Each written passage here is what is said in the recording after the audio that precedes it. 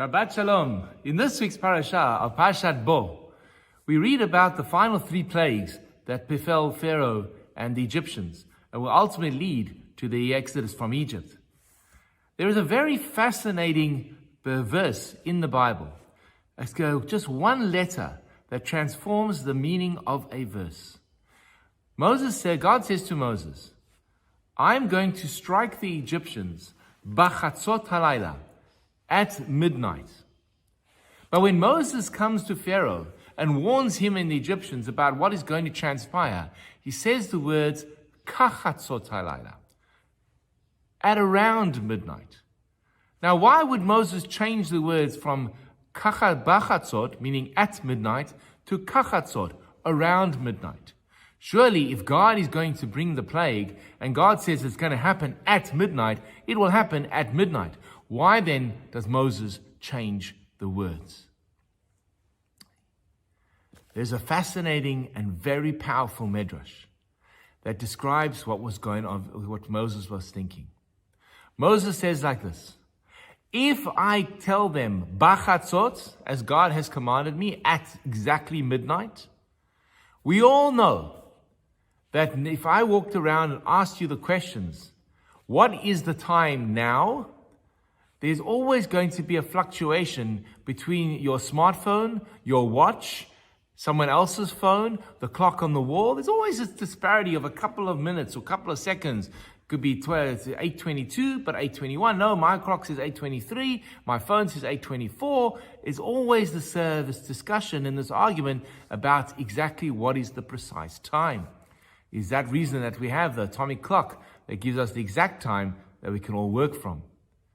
Moses says like this: if I tell Pharaoh bachatzot halayla, at exactly midnight, and the plague strikes at 11:59 on his clock or at 12:01 on the advisor's clock, they will say, Badai, Moses is a liar, because God had said 12 o'clock. Look at my watch, it's not 12 o'clock. I've even taken a screenshot of when it took place so you can see that Moses lied. Now that sounds peculiar, bizarre. I mean, the plague happens. Pharaoh's firstborn is going to die. The Egyptian firstborns are going to die. And the only thing they're going to talk about is the fact that it happened at 11:59 and 12:01 and not exactly at 12 o'clock. And this, say the rabbis, gives us incredibly powerful insight into human nature. Human nature is all about trying to get that victory over the other. It doesn't matter if we get pummeled. If we can find some way in which to show a save face, we will lock onto that, even though the results have been disfavorable to us.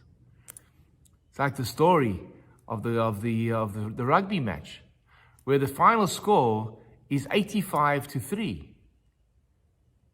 But the team that got 3 goes, for the first 2 minutes, we were actually leading 3-0. The fact that we lost 85-3 is immaterial, but we were leading. And we can focus on that one bit of positivity. We can find the flaw, we'll hook onto that flaw, and we discredit and discard everything else that is around us. And thus, God says to Moses, tell Pharaoh, kachatzot, around midnight is when it's going to happen. But when God strikes, it will be bachatzot. What one change in the Hebrew language, in the Torah, tells us about human nature. And thus the question we have to ask ourselves is, are we going to fall into the trap of Pharaoh and try find some sort of something to grip onto, some small victory in this disaster? Or do we look at the disaster as a whole and say, guys, we have a problem that we have to deal with. Don't look for the small excuse to say that, we were right over there when we were actually wrong.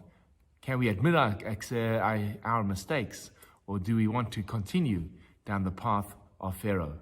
The answer is simply, in Hebrew grammar, bachatzot or kachatzot. Shabbat Shalom.